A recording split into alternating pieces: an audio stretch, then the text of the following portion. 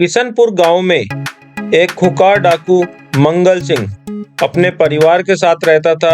अपनी बीवी और अपनी एक नन्ही सी गुड़िया के साथ वो वहां पर रहता था। मंगल सिंह डाकू बहुत ही खुंखार था। आसपास के 5 गांव भी उसके नाम से डरते थे, लेकिन उसकी पत्नी को उसका ये काम बिल्कुल भी पसंद नहीं आता था और उसकी पत्नी परेशान होकर मंगल सिंह को कुछ बोलने लगती है। सुनते हो, मैं आपके इस काम से परेशान हो गई हूँ। मैंने आपको कितनी बार समझाया है कि आप इस काम को छोड़ दो।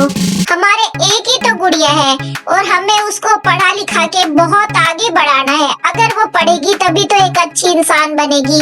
और अगर आप उसको आपकी हरकतों का पता चला कि आप एक डाकू हैं, तो सोचिए उसको कितना बुरा लगेगा। तो आप मेरी बात मानिए और अपन एक मेहनत करके अपना काम चलाएंगे, मेहनत से अपनी गुड़िया को पढ़ाएंगे लिखाएंगे। आप मेरा कहना मानो, ये काम छोड़ दो।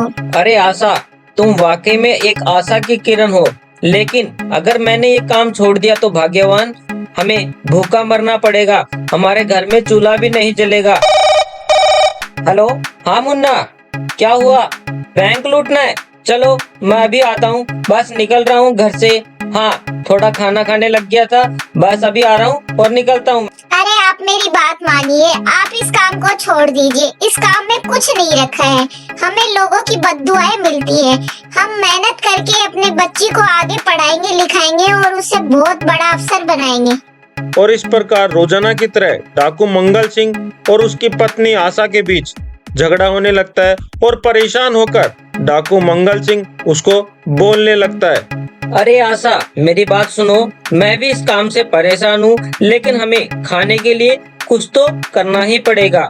अगर तुम चाहती हो कि मैं ये सब काम छोड़ दूँ, तो तुम एक दिन मुझे कुछ रुपए कमा कर दिखाओ अपनी मेहनत से कम तुम मुझे 1000 रुपए भी कमा के दिखाओगे तो मैं ये सारा काम छोड़ दूंगा। सच में? क्या आप अपना ये काम छोड़ दोगे? हाँ भाई हाँ, छोड़ दूंगा। और इतना बोलकर मंगल सिंह बैंक लूटने को अपने घर से निकल पड़ता है।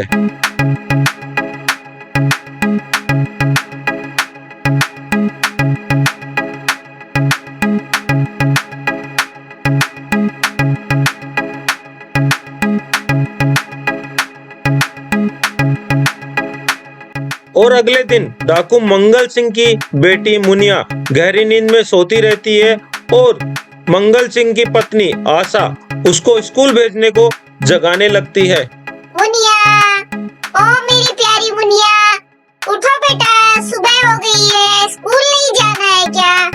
अब तो उठो, जल्दी करो और उठो, जल्दी से नहा लो, ब्रश करो और मैं तुम्हारे लिए अच्छा सा आलू के पराठे तुम्हारा नाश्ता बना देती हूँ, जिसे खाकर तुम स्कूल जाओ। स्कूल जाओगी तभी तो बड़ा अफसर बनोगी। उठो बेटा।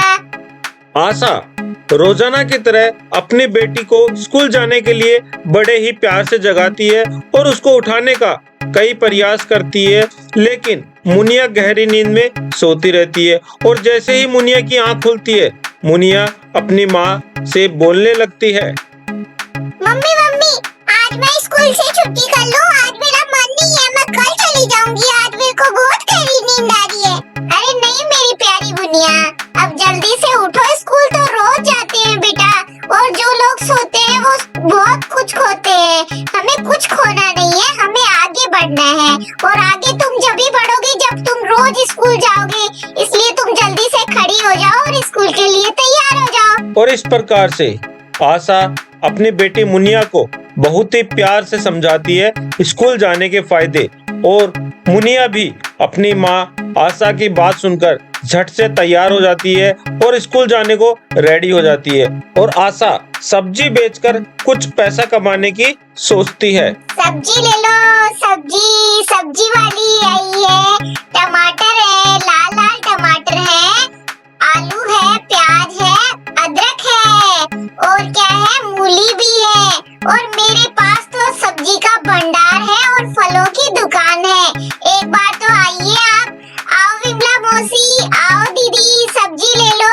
आ जाओ भाई, आ जाओ, जल्दी आ जाओ। पालक है, हरी हरी सब्जी है, जिसको खा के बिल्कुल से तंदुरुस्त रहोगे। और इस प्रकार से आशा हरी सब्जी और ताजा फल रेडी पर लेकर निकल पड़ती है। अरे विमला मौसी, मैं सब्जी लाई हूँ, सब्जी ले लो। बहुत ही अच्छी वाली सब्जी है। आलू है, प्याज है, टिंडे है, भिंडी है, अदरक है और साथ में लहसुन है और बहुत ही स्वादिष्ट रसीले फल भी लाई हूँ। क्या तुम सब्जी लोगे? अरे मौसी, इसको पहले तो कभी नहीं देखा था यहाँ पे और इसकी सब्जियाँ देखो बिल्कुल से ताजा लग रही हैं। अरे शीला, ये तो आशा है, डाकू मंगल सिंह की पत्नी। अरे आशा, तुम यहाँ पे कैसे? क्या हुआ? डाकू मंगल सिंह ने क्या तुम्हें घर से निकाल दिया? क्या बात हुई, बताओ तो सही। अरे मौसी, मैं मेरी मुनिया को पढ़ा लिखा के बहुत बड़ा आदमी बनाना चाहती हूँ, इसीलिए मैंने ये काम स्टार्ट किया है और मैंने उनसे भी कहा है कि तुम तुम्हारा ये काम छोड़ दो। मैंने एक ये छोटी सी पहल की है, आप भी इस मेरे काम में सहयोग कीजिए। और आशा द्वारा की गई पहल सभी को पसंद आती है और सभी महिलाएं ये निर्णय लेती है कि अब से वो आशा से ही सब्जी खरीदेंगी। अरे आशा दीदी, आप मुझे अंगूर दे दो, मुझे अंगूर बहुत पसंद है। क्या भाव है अंगूर? अरे बबीता, जरूर से लो अंगूर, एक बार चख के भी देख लो। बहुत ही रसीले अंगूर हैं और 100 रुपए के 2 किलो हैं। अच्छा तो दीदी 2 किलो दे दो। और इस प्रकार से आशा बबीता को 2 किलो अंगूर तोलकर देने लगती है और महिलाओं को चौक में देखकर दादी अम्मा भी सब्जी की रेडी के पास आ जाती है और वहां पर देखती है चारों ओर और फिर सब्जी वाली से कुछ बोलने लगती है। अरे आशा, तेरी सब्जी तो बहुत अच्छी है और बहुत ताजी ताजी भी दिख रही है। मुझे भी तू इसमें से 1 किलो आलू दे दे। और इस प्रकार से आशा की धीरे धीरे सारी सब्जियां बिक जाती हैं और पहले ही दिन आशा को 2 से 3 हजार रुपए की मुनाफा होता है और इसको देखकर आशा बहुत ही खुश हो जाती है और सारी महिलाएं भी ताजा सब्जी पाकर बहुत ही खुश होती हैं और आशा को वादा करती हैं कि रोजाना वो आशा से ही सब्जी खरीदेंगी और आशा भी इसको सुनकर बहुत ही खुश हो जाती है और सारी सब्जी बेचकर खुशी खुशी वो अपने घर की ओर चल पड़ती है। और अगले दिन डाकू मंगल सिंह सुबह सुबह बाहर धूप सेक रहा होता है और उसकी बेटी मुनिया चारपाई पर बैठी हुई खेल रही होती है। तभी उसकी पत्नी उसके पास आती है और उससे कुछ बोलने लगती है।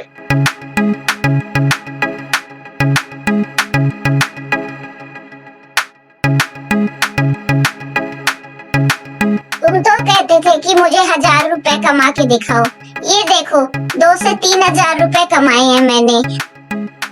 आज ही मैंने सब्जी बेचना स्टार्ट किया और आज पहले दिन ही मुझे 2 से 3 हजार रुपए का मुनाफा हुआ है। क्या सच में 2 से 3 हजार रुपए तुम्हारा मुनाफा हुआ है?